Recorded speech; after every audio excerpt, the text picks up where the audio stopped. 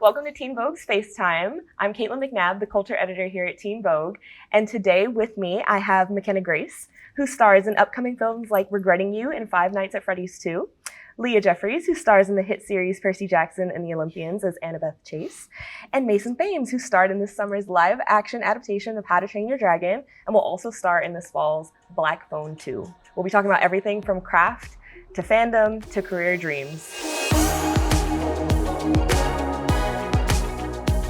If this year were a chapter of your life, what would you name it? Chapter 19. Chapter Teen Vogue. Dreamboat. Dreamboat. Dreamboat. That's not bad. No, that's a good one. I'd read that. That's all I could come up with, to be honest. But I'm okay with that. So you're all on the cusp of releases here with either new seasons or sequels on the horizon.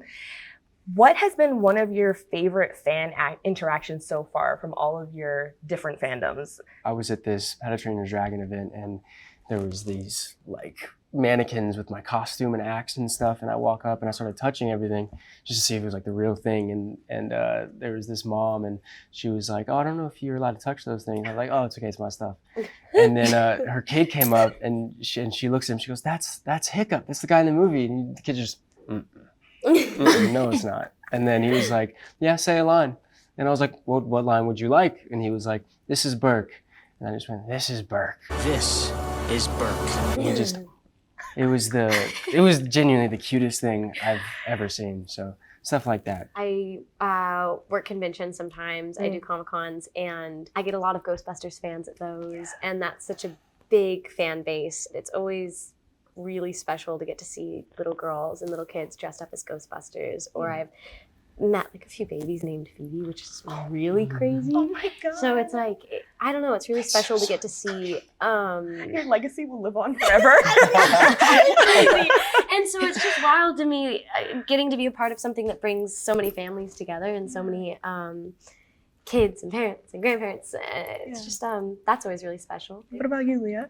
It was basically, I was walking around, and then this girl knew me from playing Annabeth and things. She saw me in other projects, but she was like, "I love you as Annabeth." And it's just that, everyone knows that I'm playing a character that was supposed to be Caucasian, and the things that she was an African-American girl, and she looked at me and she was like, "It's just so amazing to see you on the screen." And she was like, "Now I can look at it and be like, that's me, I can be like that, and stuff." So I'm really happy that she told me that. She said, "Keep up the good work and stuff, and no matter what anyone else says, she thinks I did amazing." So that's my little fan interaction that I keep with me 24/7. That's so sweet. You're all about to star in or have already starred in adaptations. I want to know, what is the biggest pressure or difference between yourself and your role that you've had to really adjust to while embodying a really beloved character? First season, it was a little bit harder just because me, myself, I'm very bubbly and "Hey guys, how's it going?" And Annabeth is more "I'm Annabeth." Are you stalking me, Annabeth? Yes. She's very stoic and stubborn and everything. So it's kind of hard to get that out of her. You know how you watch shows and you'll see someone playing the meanest role, but yet when you see them doing press, the most kindest person ever. That's kind of how it was for me. And then going into the second season, me and Annabeth was able to go to in-person school after so many years of not really being in the real world. I was able to do that. And then going into the third season, she's grown up more and everything. So I feel it's less and less harder now to be able to go back into that character. And just because I've also grown up with her, I've been on this for almost 4 years now. So it's that's crazy. I know, right? It's that's actually wild. I've never been on something that long. So being able to play her and just keep growing up with her around the same age and stuff, it's amazing. I love that answer. Oh, my turn. Yeah. Going. I think Hiccup was my childhood. Yeah.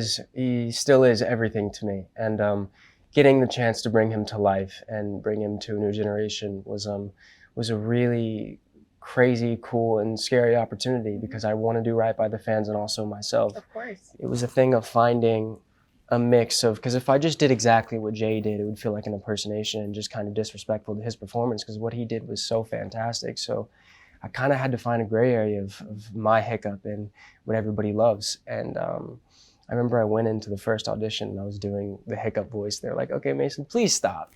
And I was like, "Oh, okay, can I do a little bit?" They were like, "No." I was like, "Okay." And they're also going to keep the curls for Hiccup. But yeah, I told them no. I decided on that side part. I have to kill you. I will, because I'm a Viking. Hear that? I'm a Viking! It's just kind of finding my version of Hiccup and, you know, just starting off as the boy who wants to fit in and make his dad, his father, proud. And by the end of it, realizing that, you know, he knows who he is and he knows what he can do to help other people. And yeah, and he does that. So it was a lot of fun. I feel like for me, the biggest one I'm really working on right now is Hunger Games. Yeah. You know, I'm playing such a beloved character in this book. Whenever I'm playing these roles, of course, I'll read the book a million times over. I'll read all the headcanons, all the fan things, because I'm such a fan. And even if I was unfamiliar with the subject matter beforehand, I try to become as familiar as I can. That way I am the biggest fan and I can put to screen what I as a fan would be proud and happy to see. You know, eventually you have to know it as well as you can, know the character inside out, and kind of decide like, okay, I feel like I know her. I think I can step into these shoes now and try to just act as best as I see possible and as best as I can. It's always nerve-wracking because everybody's going to have a million opinions of every single thing that you do. We're going to get into that in a second. Yeah. But I mean, especially with right now on set. Yeah, you're doing amazing, sweetie. Thanks. Yeah. So we know that being a celebrity on the internet these days is a minefield, to say the very least. What is all of your personal relationships with, or your take on being online and engaging with fans directly? Like, you're taking peeks at subreddits, you're kind of, okay, fan edits, like how much are you kind of engaging with that stuff?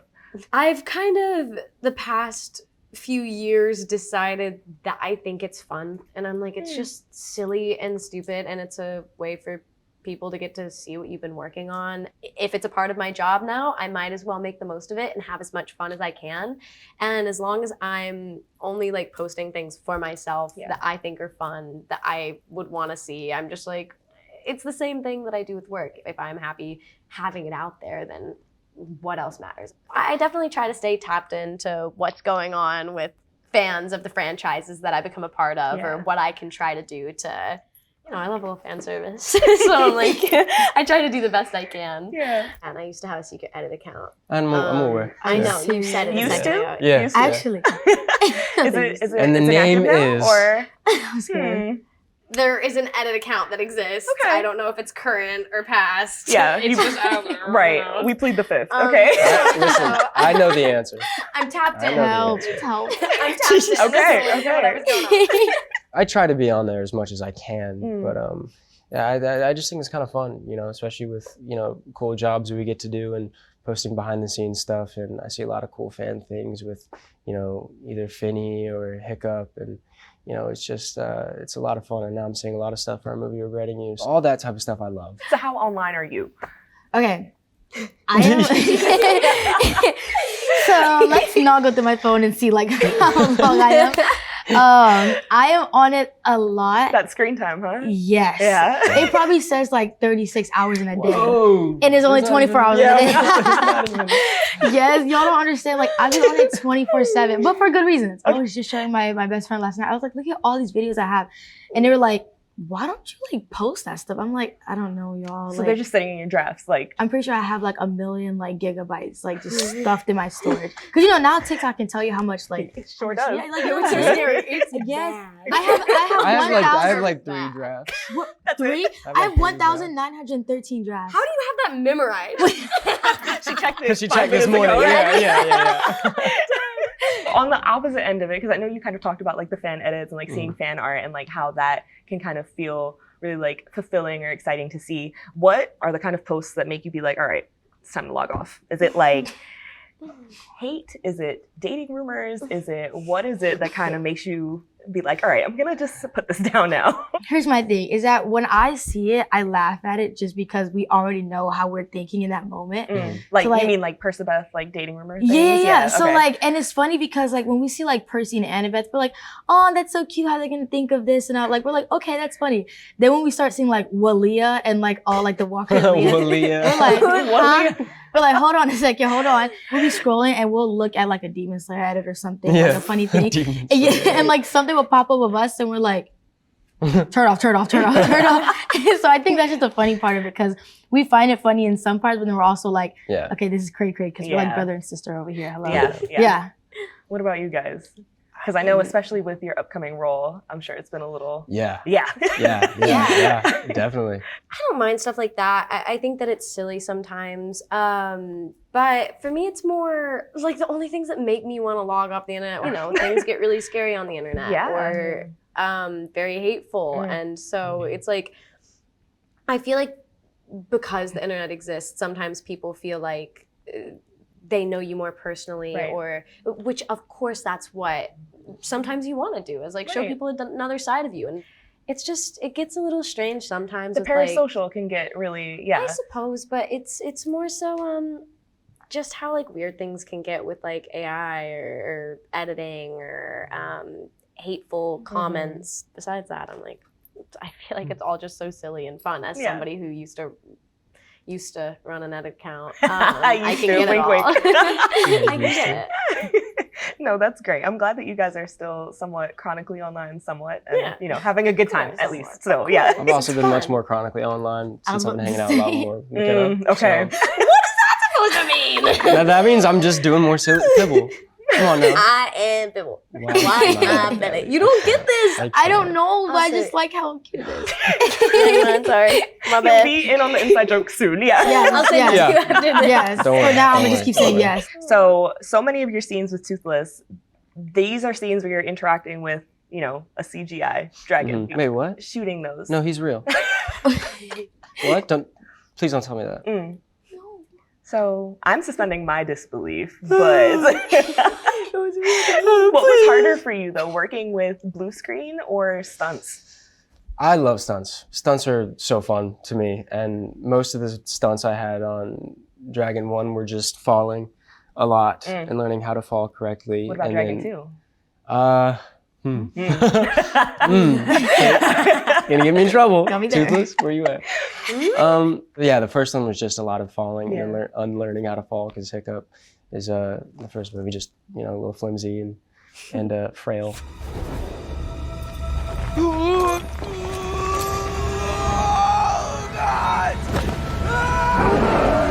Flimsy and Flimsy and frail. That's how my mom describes me.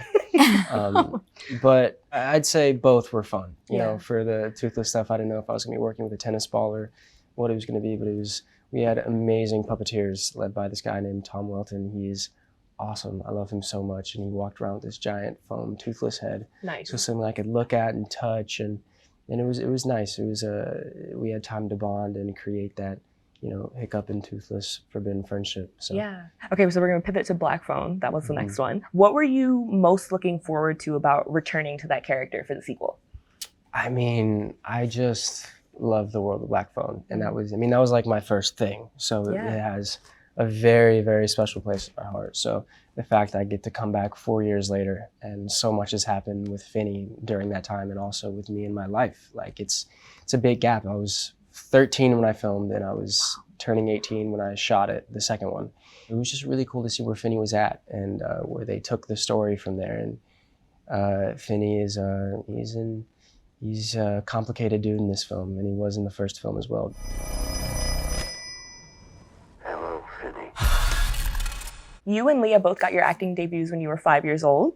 And that kind of makes you close to... You guys have been at this for... Seriously. That makes you kind of close to like industry veteran status. So now that you're stepping into a lot of older teen and like adult roles, this is kind of sort of your leading lady era. So how does it feel to show a newer side of yourself through these parts?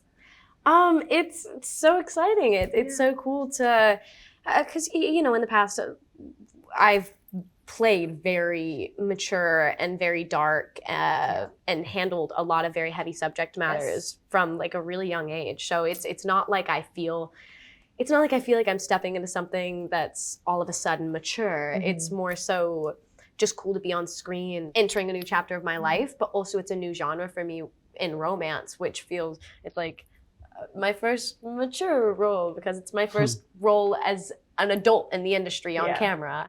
You look beautiful. Lyric Grant! Oh my God.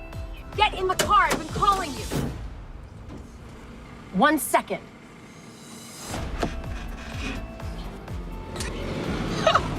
It's so exciting getting to do a romance, and there was nobody that I would have rather done it with. No. Yay! There's nobody I would have rather done it with, and I'm so excited to see what everybody thinks. Yeah, great answer. Congrats on the film. Thank you so much. Are there any really cool behind the scenes details about the Percy universe that fans have never seen before? In season 2, and there's a lot of water, and you know, you always think like, oh, it's just water being splashed on you, but for you to actually act and be scared of something that is so huge in front of you and it's not even there, like it's terrifying, you know? So like they had to use our stunt doubles for a couple things. And then also like our acting coach, like he helps us with that. Like he has us run around like this big massive set sometimes, or like we'll like yell out loud and stuff to really get into it. And sometimes, you know, like when it's freezing cold, you know, like outside they obviously use like warm water and things, but sometimes we'd be asking for the cold water so we could just really get into like that like that really Whoa. freezing part of it. Oh yeah, like Respect. yeah. Especially Couldn't Walker. be me. Yeah. Please.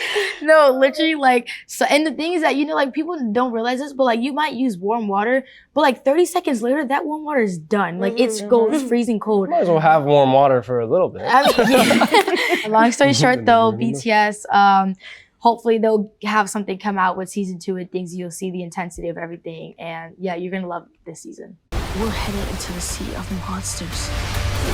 You sure you're okay to do this?